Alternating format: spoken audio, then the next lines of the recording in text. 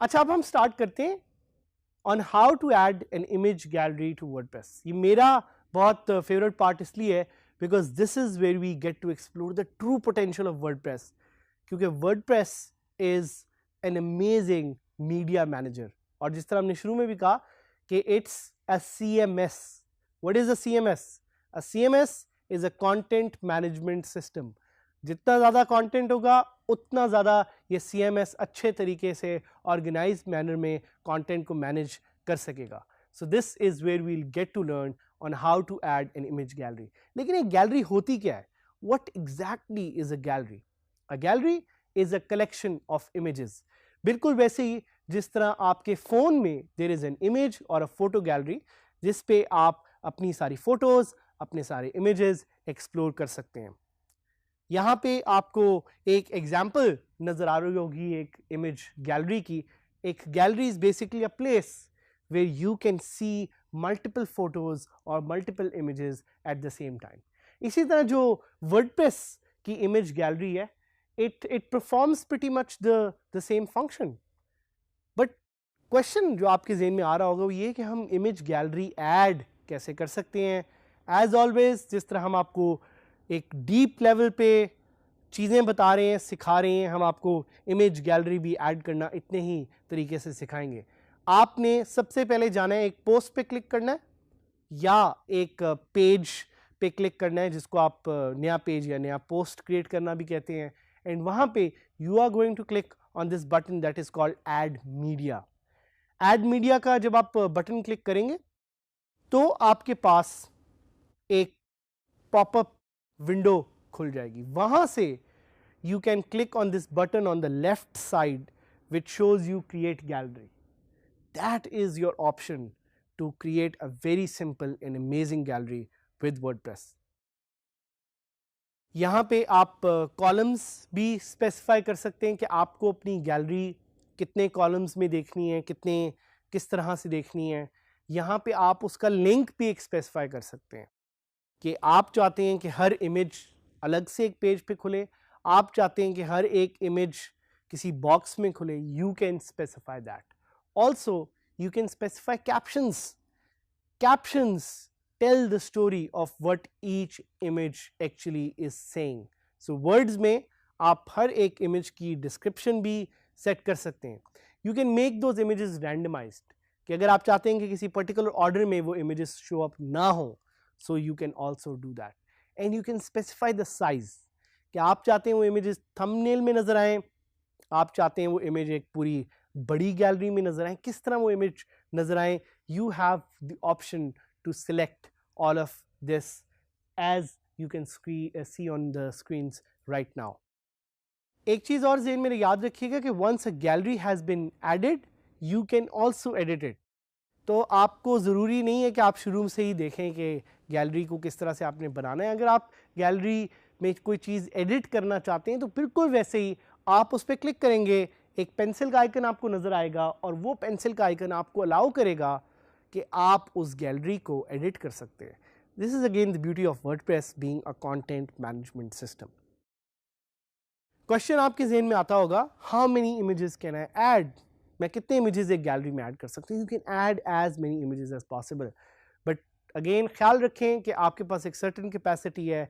और आपके रीडर्स के पास एक सर्टेन मेंटल कैपेसिटी आपके कंटेंट को देखने की, पढ़ने की। So try to have a finite number, एक स्पेसिफिक नंबर से ज़्यादा चीज़ें ऐड ना करें। Is adding captions a good idea? ये क्वेश्चन आपके और जहन में आएगा। Adding captions is a very good idea because search engine optimization में ही आपको बहुत ज़्यादा हेल्प करेगा। What is the real use of a gallery? एक गैलरी के असल मकसद क्या है? So a gallery can be used for many things. सोचिए आप एक फोटोग्राफर हैं और आपने उसके इमेजेस बहुत ज़्यादा दिखाने हैं, या आपने अपनी एक टेक वेबसाइट है जिसमें आप कोई फ़ोन का रिव्यू कर रहे हैं, उसके इमेजेस दिखाने हैं। That's where you can add a gallery. एक और question, why don't I use a featured image instead of a gallery? Because both of them serve different functions. Featured image is one image, it shows on the top. एक gallery जो है वो आपको multiple images दिखाती है. So let's go to my WordPress website which I love. It's called dgskillsadhamid.000webhostapp.com. हम direct इसको login करेंगे और यहाँ से we will try to create a new post. और पोस्ट और पेज में we have the option to create a new gallery.